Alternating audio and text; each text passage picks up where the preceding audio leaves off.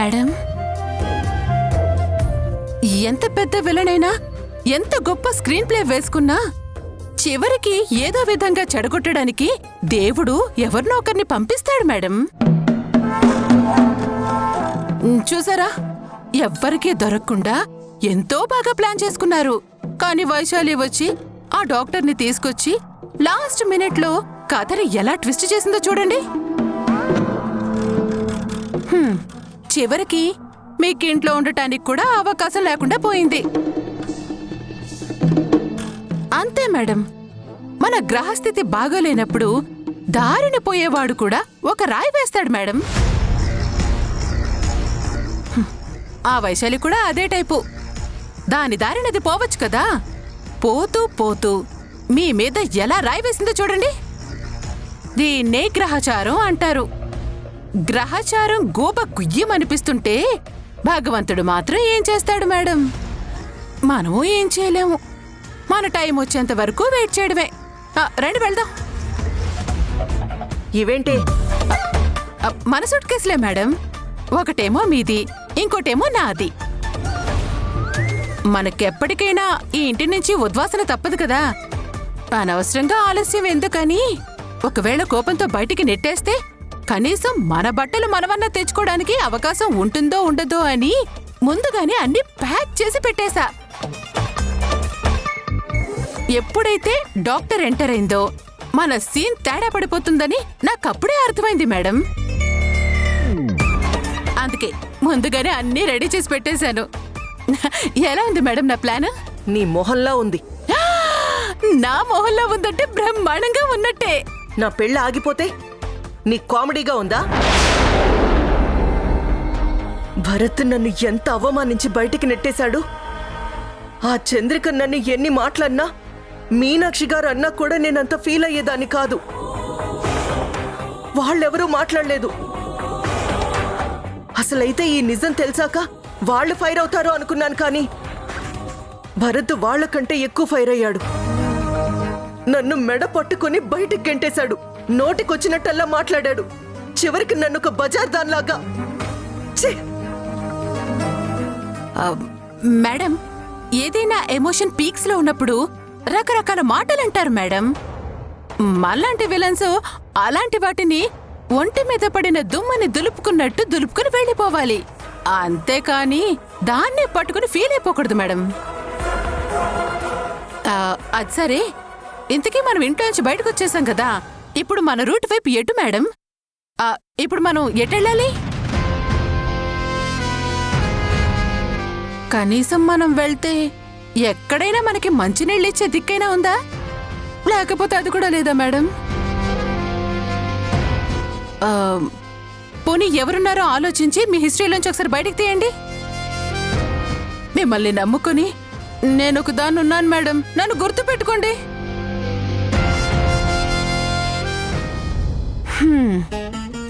నేను మొదటి నుంచి చెప్తూనే ఉన్నాను మేడం, మీ మొహాన పెళ్లి రాత లేదు మేడం, దయచేసి అనవసరమైన ఎక్స్పెరిమెంట్స్ చేయకండి అని. నేను చెప్తే మీరు విన్నారా? వినలేదు. లేటు వయసులో లేటెస్ట్గా పెళ్లి చేసుకొని చూపిస్తాను అని బిల్డప్ ఇచ్చారు. కానీ చివరికి ఏమైంది? కొద్దిలో తప్పిపోయింది. కానీ లేకపోతే మీరు లేటు రుద్రాణి అయిపోయేవాళ్ళు మేడం. పదండి పదండి పదండి. వైశాలి, నన్ను క్షమించుమ్మా. అయ్యో, అవే మాట్లాడండి. నువ్వు మొదటి నుంచి చెప్తూనే ఉన్నావు, నేనే వినిపించుకోలేదు. ఆ స్వామీజీ చెప్పిన మాటల్ని గుట్టిగా నమ్మేశాను. దానికి తోడు ఇంట్లో జరిగిన సంఘటనలన్నీ చూస్తూ ఉంటే నేను విన్నదే నిజం అనుకున్నాను. అదంతా రుద్రాణి చేసిన ప్లాన్ అండి.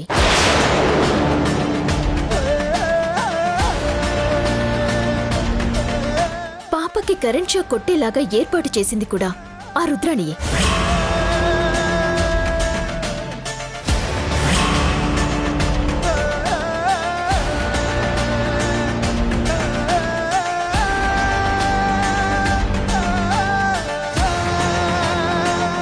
చంద్రికకి బ్లడ్ వామిటింగ్స్ వచ్చేలాగా తను తినే దాంట్లో ఏవో కొన్ని మెడిసిన్స్ కలిపింది కూడా ఆ రుద్రాణియే.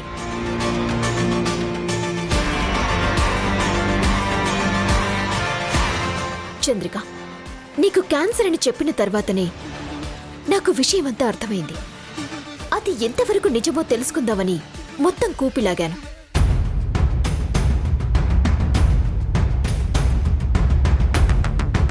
రుద్రానికి తెలియకుండా తన ఫోన్ కాల్ లిస్ట్ తీయించాను. దాని ప్రకారం ఆ డాక్టర్ వివరాలన్నీ తెలుసుకున్నాను. తన మీద కేసు పెడతానని బెదిరించి మొత్తం విషయాలన్నీ బయటికి లాగాను.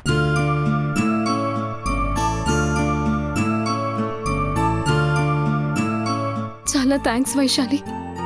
నువ్వు ఎంత చెప్తున్నా కానీ నేను నీ మాట వినిపించుకోలేదు. నేనున్న పరిస్థితుల్లో నాకు ఉన్నట్టుండి అలా బ్లడ్ వామిటింగ్స్ అయ్యేసరికి కంగారు పడ్డాను. ఆ డాక్టర్ చెప్పిందే నిజం అనుకుని నమ్మాను. కానీ ఆ డాక్టర్ వెనకాల ఈ రుద్రాణి ఇంత కుట్ర చేస్తుందని నేను ఊహించలేకపోయాను. నువ్వే కా చంద్రిక, ఇక్కడ ఎవరూ కూడా రుద్రాణ లాంటి పనులు చేస్తుంది అంటే నమ్మలేదు.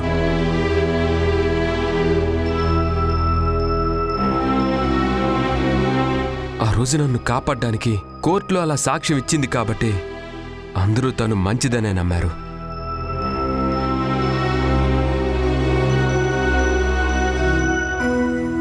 కానీ దాని వెనుక ఇంత కుట్రున్నది అన్న విషయం ఈరోజు బయటపడింది. నిజంగా ఈరోజు వైశాలి లేకపోయి ఉంటే నేను రుద్రాని మెడలో తాళి కట్టుండేవాణ్ణి.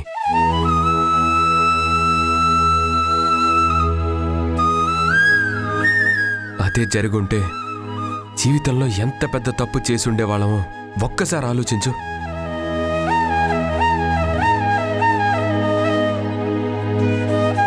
అయినా ఇంత చదువుకున్న దానివి, ఇంత పెద్ద లాయర్వి ఆ మాత్రం అర్థం చేసుకోలేకపోయావా చంద్రిక?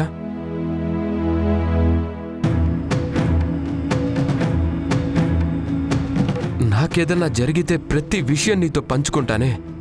అలాంటిది నీకు నిజంగా హెల్త్ ఇష్యూ వస్తే నాతో కనీసం ఒక మాటైనా చెప్పవా? తనే కాదురా, ఏ ఆడది కూడా భర్త దగ్గర తన హెల్త్ విషయం గురించి చెప్పుకోలేదు. ఎందుకంటే తనకేదన్నా అయితే తన భర్త తట్టుకోగలుగుతాడో లేదో అన్న భయం ప్రతి ఆడదానికే ఉంటుంది. చంద్రిక కూడా ఆ భయంతోటే నీకు నిజం చెప్పుండదు. నిజమండి, నేను అసలు మీకు తెలియకుండానే బ్లడ్ వామిటింగ్స్ ఎందుకు అయ్యాయో తెలుసుకుందామని వెళ్ళాను. కానీ అక్కడ అనుకోకుండా ఇలా జరుగుతుందని అసలు ఊహించలేదు.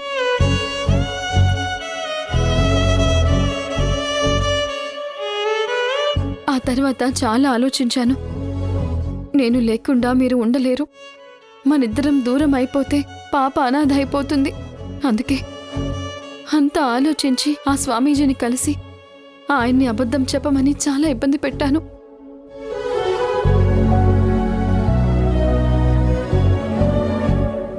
ఆయన మొదటి నుంచి తప్పమ్మా అని చెప్తూనే ఉన్నా కానీ నేనే వినలేదు. నేను ఎలాగో చనిపోతాను, నా భర్త పరిస్థితి దిగజారకూడదు, ఆయన నా కోసం దిగులుతోటి జీవితాన్ని నాశనం చేసుకోకూడదు అని ఒక ఉద్దేశంతో ఆయన అబద్ధం చెప్పమని ఆయన్ని బ్రతిమిలాడాను.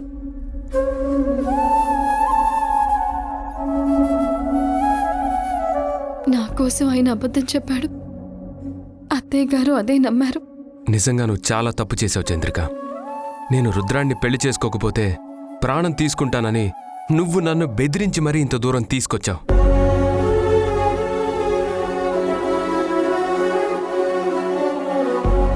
నీ సంతోషం కోసం నాకిష్టం లేకపోయినా ఈ పెళ్లి ఒప్పుకున్నాను. నిజంగా ఈ పెళ్లి జరుగుంటే జీవితంలో నేను క్షమించేవాణ్ణి కాదు చంద్రిక.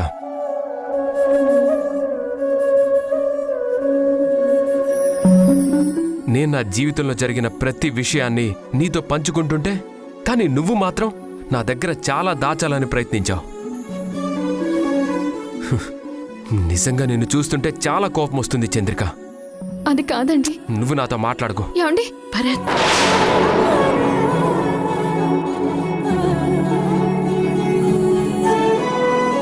చూడు చంద్రిక, ఆ కోపం నీ మీద ప్రేమతోటి.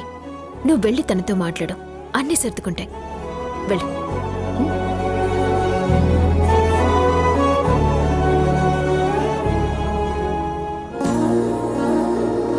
ఆంటీ, నేనింక బయలుదేరుతాను. ఏంటమ్మా, ఎక్కడికి వెళ్తావు? ఆంటీ, నేను వెళ్ళాల్సిన అవసరం ఉంది. నాకు చాలా పనులున్నాయి. ఇప్పటికే ఇక్కడ మీ మాట కాదనలేక ఇన్ని రోజులు ఇక్కడే ఉన్నాను. ఇంక నేను ఇక్కడే ఉండలేను. వెళ్ళిపోతాను. ఏంటమ్మా, నేను నీ మీద కోపంతో వెళ్ళిపోమ్మని అన్నానని ఫీల్ అవుతున్నావా? ఆ, అలాంటిదేమీ లేదంటీ. మీరు ఎలాంటి సిచ్యువేషన్లో అలా అన్నారో, ఎందుకలా మాట్లాడారో అర్థం చేసుకోలేనంత అమాయకురాలనైతే కాదు. మళ్ళీ మీరు ఎప్పుడు పిలిచినా నేనొస్తాను. అయినా నేను ఈ దేశం వదిలిపెట్టి ఏం వెళ్ళిపోవట్లేదు కదా. ఎక్కడున్నా సరే ఫోన్ చేసి వచ్చి కలుస్తాను. నేను చేయాల్సిన పనులు చాలా ఉన్నాయి. కౌశిక్ ఆస్తికి సంబంధించిన విషయాలన్నీ చూసుకోవాలి. ఆ ట్రస్ట్కి సంబంధించి చాలా మ్యాటర్స్ సెటిల్ చేయాలి. నేను వెళ్ళాలంటీ. ప్లీజ్. అమ్మా, నిజాలు తెలుసుకోకుండా నిన్నింట్లోంచి వెళ్ళిపోమ్మని చాలా హార్ష్గా మాట్లాడాను. నన్ను క్షమిస్తావు కదూ? అయ్యో అయ్యో ఆంటీ, దయచేసి అలా ఏమీ అనుకోకండి.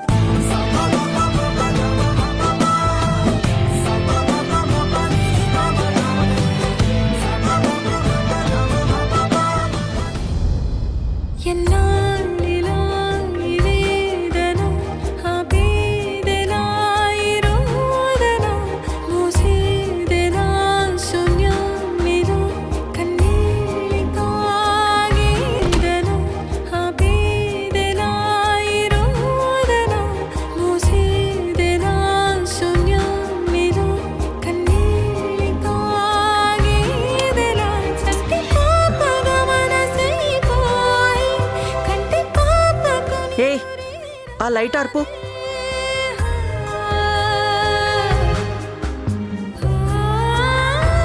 ఏంటి మేడం ఇది? ఇలా డార్క్ రూమ్ లో కూర్చుంటే ఎలా చెప్పండి? ఇదిగోండి, మీకోసం నేను ఎంత కష్టపడ్డానో చూడండి. ఏంటే ఇవి? స్లీపింగ్ పిల్స్ మేడం, మీకోసమే తీసుకొచ్చాను. ఎందుకు నీరజా? నాకు నిద్ర పట్టట్లేదని నేను చెప్పానా? మేడం, మీ పరిస్థితి నాకు ఆ మాత్రం కూడా తెలీదా చెప్పండి? మీకోసం ఒక్కొక్క షాప్కి వెళ్ళి వీలైనంత వరకు అడిగి తీసుకొచ్చానండి. ఇదిగో చూడండి. ఇన్ని టాబ్లెట్స్ ఎందుకు నీరజా? బాగుంది మేడం. ఇప్పుడు ప్రాణం పోవాలంటే మినిమం ఓ 10-15 వేసుకోవద్దు. ఏంటి నీరజా, ఏం మాట్లాడుతున్నావు? మేడం, ఏ షాప్లోకి వెళ్ళినా 2-3 కంటే ఇవ్వట్లేదు మేడం. అందుకే మీకోసం కష్టపడి ఊరంతా తిరిగి ఇదిగో ఇన్ని టాబ్లెట్స్ తీసుకొచ్చాను. ఇదిగో, నేను తెచ్చిన దానికి మీరు న్యాయం చేయాలి మేడం. వేసుకోండి. ఏంటే పిచ్చి పిచ్చిగా ఉందా? అంటే నేను చావాలని కోరుకుంటున్నావా? అంటే మీరు చావరా మేడం? నేనెందుకు చావాలి నీరజా? అదేంటి మేడం, మీకేమో అంత అవమానం జరిగింది. భారత్ గారు మీ మొహాన థూ అని ఉమ్మేశారు. ఆల్మోస్ట్ చెప్పు తీసుకొని కొడతానన్నారు. అసలు మీ పరిస్థితి చూస్తే, మిమ్మల్ని తిట్టిన తిట్లు వింటే కుక్క కూడా ఆత్మహత్య చేసుకుంటుంది మేడం. అలాంటిది మీరు ఆత్మహత్య చేసుకోరా? అంటే ఏంటే, నేను చస్తే చూడాలనుందా? మేడం, మీరు చనిపోవాలి కానీ మీకోసం నేను ఎన్ని చేస్తానో తెలుసా? మీ శవానికి నేను దగ్గరుండి మేకప్ వేస్తాను. చక్కగా పట్టు చీర కట్టి ఇదిగో ఇంత పొడుగు పూల జడ వేసి మీ శవం ఊరేగింపు ముందు డాన్స్ చేస్తాను. ఎలా చేస్తారో చూపించమంటారా? ఇదిగో తీన్మార్ ఎలా చేస్తారు చూడండి ఇప్పుడు.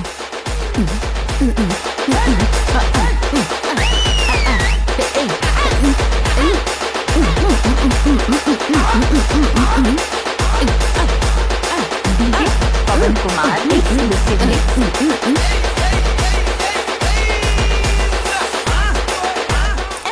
ఇలా చేస్తాను మేడం.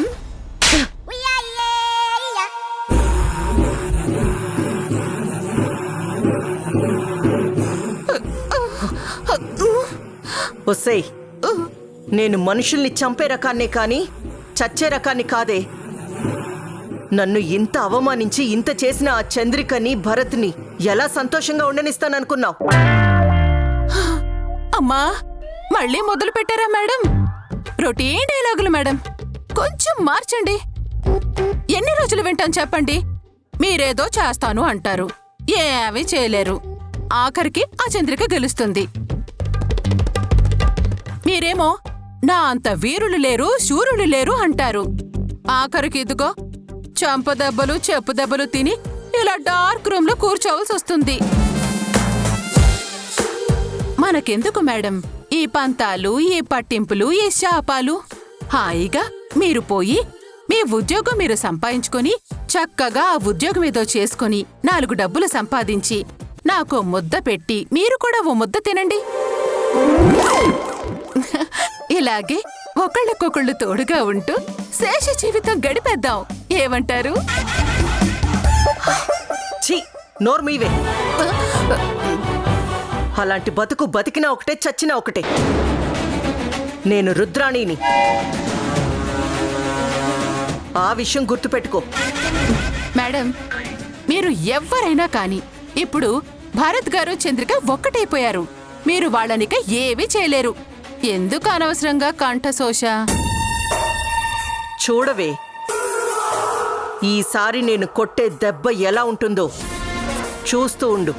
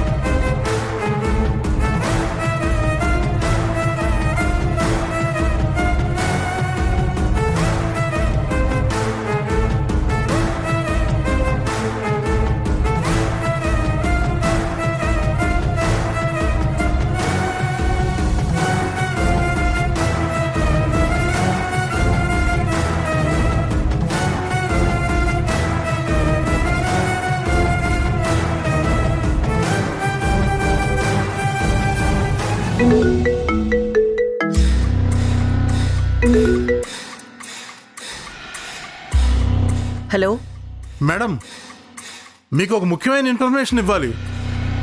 ఏంటో చెప్పండి. ఆ వీరభద్రం జైలు నుంచి తప్పించుకున్నాడు మేడం.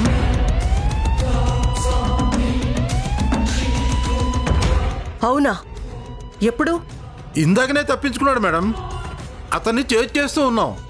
షూట్ చేయబోతే తప్పించుకొని పారిపోయాడు. బహుశా మీ మీద అటాక్ చేస్తాడేమో. మీరు జాగ్రత్తగా ఉండండి. It's okay. అతన్ని మాత్రం వదిలిపెట్టద్దు. పట్టుకోండి. Okay madam. అతను దొరికాక మీకు కాల్ చేస్తాను.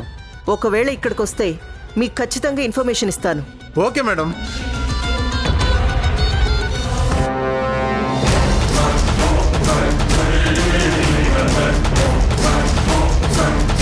వీరభద్రం తప్పించుకున్నాడా?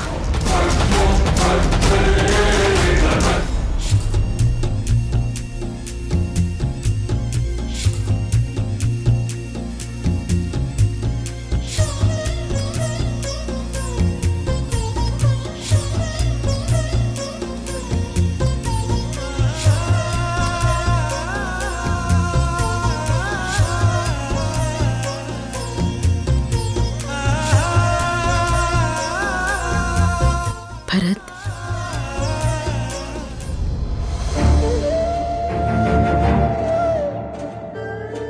ఏమైంది నాన్న? ఎందుకలా ఉన్నావు? నాకు అర్థమైంది భరత్. అసలు ఈ తప్పంతా నా వల్లే జరిగింది. నన్ను క్షమించు నాన్న. ఆ స్వామీజీ చెప్పింది నేను నిజమే అనుకున్నాను. అందుకే నువ్వు చంద్రిక కలిసుంటే ఎవరికైనా ప్రాణం మీదికి వస్తుందేమో అని భయపడి నేను ఇలాంటి నిర్ణయం తీసుకున్నాను. తప్పంతా నాదేరా. ఇందులో చంద్రిక తప్పేమీ లేదు. ఊరుకోమ్మా. ఎవరికి వాళ్ళు నిర్ణయాలు తీసుకొని అందరూ కలిసి నన్ను పిచ్చివాణ్ణి చేశారు.